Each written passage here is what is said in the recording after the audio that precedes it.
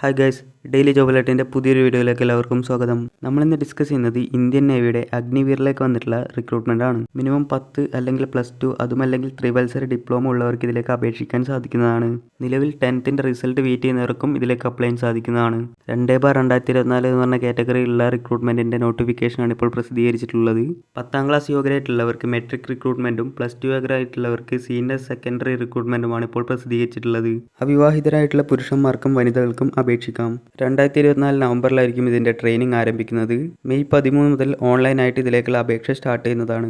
ഇതിലേക്ക് വരുന്ന യോഗ്യത നോക്കുകയാണെങ്കിൽ മെട്രിക് റിക്രൂട്ട്മെൻറ്റിന് 50% മാർക്കോടെ 10ാം ക്ലാസ് വിജയവും SSRന് മാത്തമാറ്റിക്സും ഫിസിക്സും ഉൾപ്പെടെ +2 50% മാർക്കോടെ പാസ്സായിരിക്കണം. അല്ലെങ്കിൽ mechanical or electrical or automobiles or computer science or instrumentation technology or information ടെക്നോളജിയിൽ അംഗീകൃത പോളിടെക്നിക്കുകളിൽ നിന്നും 50% മാർക്കോടെ ത്രിവത്സര എഞ്ചിനീയറിംഗ് ഡിപ്ലോമ നേടിയിരിക്കണം. അതുമല്ലെങ്കിൽ ഫിസിക്സ്, മാത്തമാറ്റിക്സ് എന്നീ നോൺ വൊക്കേഷണൽ വിഷയങ്ങളിൽ ഉൾപ്പെട്ട ദ്വിവത്സര വൊക്കേഷണൽ കോഴ്സ് 50% മാർക്കോടെ പാസ്സായിരിക്കണം. ഇതിലേക്ക് വരുന്ന പ്രായം 2003 നവംബർ 1-നും 2007 ഏപ്രിൽ 30-നും ഇടയിൽ ജനിച്ചവരായിരിക്കണം. 2 തീയതികളിലും ഉൾപ്പെടെയാണ് പറഞ്ഞിട്ടുള്ളത്. അതുപോലെ അപേക്ഷിക്കുന്ന പുരുഷന്മാർക്കും വനിതകൾക്കും കുറഞ്ഞത് 157 സെൻറ്റിമീറ്റർ ഉയരമുണ്ടായിരിക്കണം. പരീക്ഷാ ഫീസ് വരുന്നത് 550 രൂപയാണ്. കൂടാതെ GSTയും ഉണ്ടായിരിക്കും. ഓൺലൈനായിട്ടാണ് ഫീസ് അടക്കേണ്ടത്. ഇതിലേക്കുള്ള തെരഞ്ഞെടുപ്പ് എങ്ങനെയാണെന്ന് നോക്കാം. 1ാം ഘട്ടത്തിൽ എൻട്രൻസ് പരീക്ഷയിലൂടെ ഷോർട്ട് ലിസ്റ്റ് ചെയ്യുന്നവർക്കായി 2ാം ഘട്ടത്തിൽ ശാരീരിക ക്ഷമത പരീക്ഷയും എഴുത്തു പരീക്ഷയും മെഡിക്കൽ എക്സാമിനേഷനും നടത്തും. എൻട്രൻസ് ടെസ്റ്റ് ഓൺലൈനായിട്ടുള്ള കമ്പ്യൂട്ടർ അധിഷ്ഠിത പരീക്ഷയായിരിക്കും. Objective type multiple choice questions ആണ് ഉണ്ടായിരിക്കുന്നത്.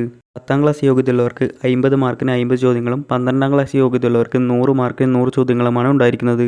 തെറ്റുത്തരത്തിന് 4-1 നെഗറ്റീവ് മാർക്കും ഉണ്ടായിരിക്കും. ഹിന്ദിയിലും ഇംഗ്ലീഷിലും ചോദ്യപേപ്പർ ഉണ്ടായിരിക്കുന്നതാണ്.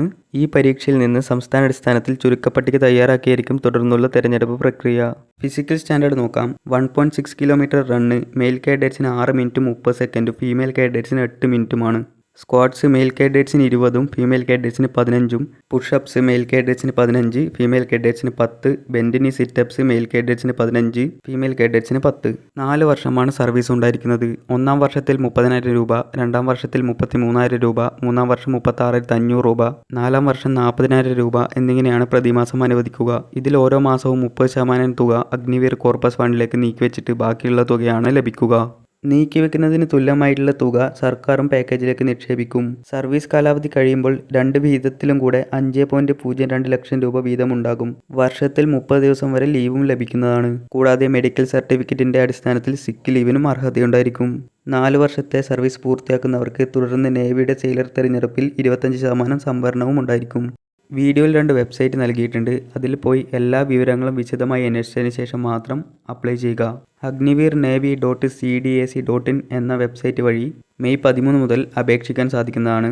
അപേക്ഷ സ്വീകരിക്കുന്ന അവസാന തീയതി മെയ് 27.